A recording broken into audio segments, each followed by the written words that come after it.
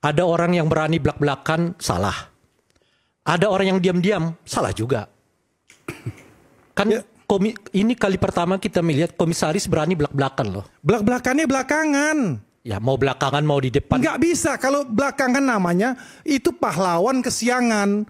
Orang sudah kerja semua, ya, Kejaksaan Agung, ya kan,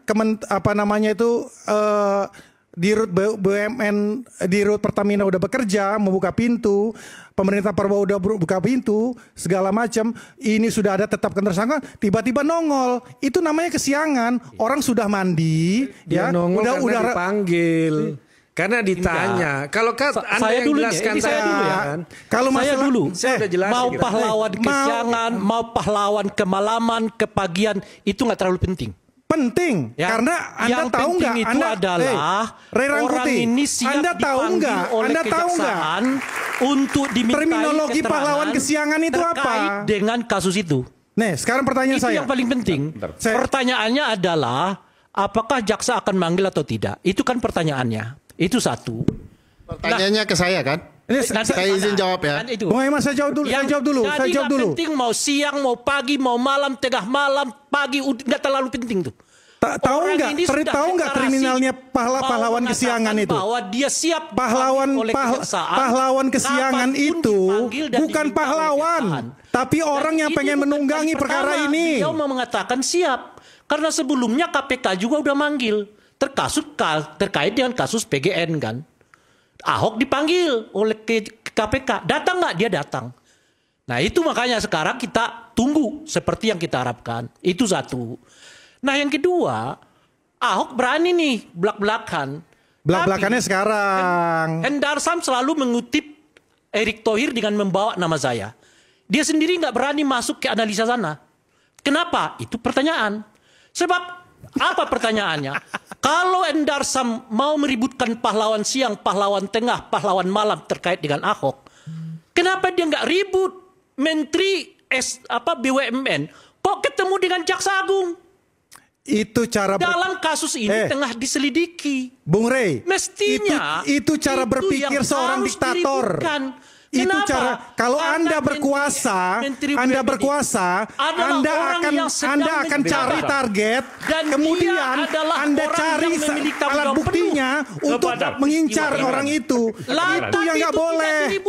Gitu loh. Kenapa Hendarsam tidak mengatakan itu pahlawan tengah malam, pahlawan tengah pagi, tengah siang, dan sebagainya. Pertanyaan kenapa Anda harus ngincar itu? Dia ribut kepada Ahok yang nggak punya jabatan apa-apa. Dia Anda ribut punya target. kepada Ahok yang sebetulnya Anda punya target, tidak berada dalam barisan ini. Anda punya target, tapi Anda nggak punya barang bukti.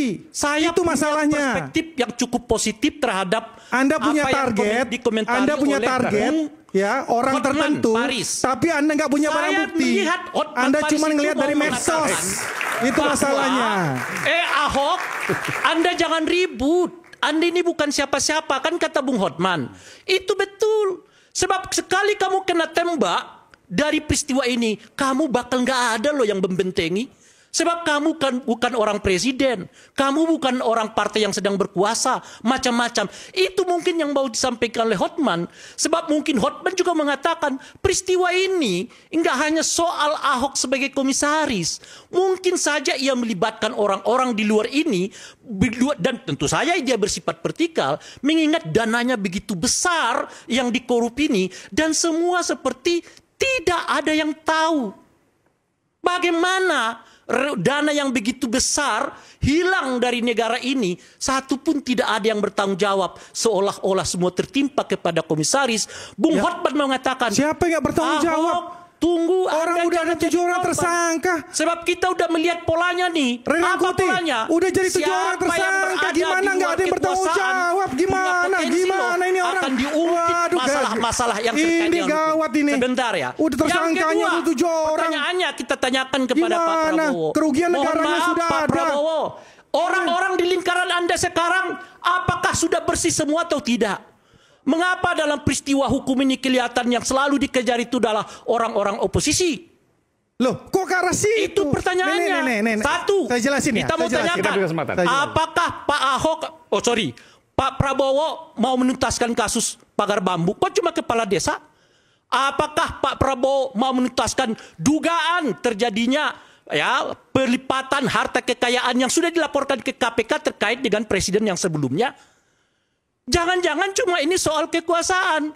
Karena orang berada di luar, diincar masalahnya. Iya kan? Tapi orang berada di dalam, didiamkan masalahnya. Itu.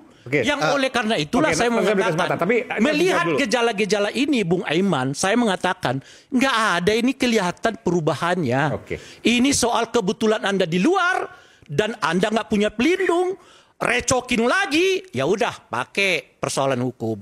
Ini persis seperti pola yang dilakukan oleh orang yang disebut Hendarsam tadi tuh, tidak pernah diapresiasi oleh Hendarsam, yaitu menggunakan persoalan hukum untuk menghabisi lawan-lawan politiknya. Oke, baik.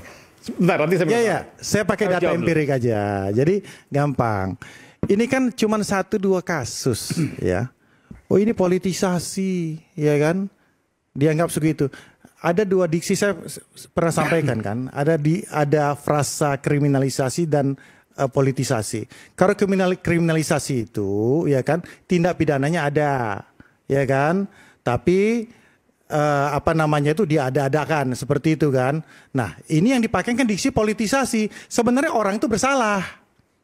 Kurang lebih kayak gitu. Orangnya bersalah, cuman akhirnya ada dua pendapat. Kenapa baru sekarang? Kenapa enggak dari dulu? Habis itu kenapa perkara yang ini enggak? Kenapa perkara yang ini cuman yang kena? Ini kan selalu jadi lagu lama karena untuk mengaburkan fakta yang sebenarnya bahwa aparat penegak hukum itu bekerja. Selalu kan selama itu kayak gitu. Nah, saya ambil data empirik ya. Ini ya. Nih. Sekarang kita lihat apakah ini politisasi atau tidak. Ya, kasus yang sudah dituntaskan Pak Prabowo yang lagi berjalan di Pak Prabowo. Surya Darmadi itu, PT Asia Pasifik. Ada kaitannya enggak sekarang dengan semua ini dengan masalah politisasi, ya kan? Korupsi dana desa di Bengkulu Utara, kasus hakim di Damanik, kasus korupsi tol Padang itu 27 miliar, gitu loh. Kasus pelabelan ilegal emas di PT Antam, ya kan? Ada nggak kaitan dengan masalah politik? Kasus korupsi dana hibah nasional partai di NPC itu, ya kan? Di Solo, impor gula, ya kan? Nah itu ya impor gula ya mungkin bisa dikait-kaitkan lah kan gitu kan. Kasus Mas impor minyak bumi, minyak tanah. Minyak PT Pertamina. Mana itu? Dan maksud saya semua kasus ini sama di atas, semuanya sama standarnya, cuma dipilah-pilah ya. Yang 1-2 ini politisasi, yang ini enggak. Kan ini kan enggak make sense gitu. Blok Medan kemana? OCCRV kemana? Apa? Gratifikasi jet pribadi yang melibatkan ketua umum partai politik kemana? Laporkan. Anda kan cuma nomor-nomor aja di sini. Anda lapor. Coba cek.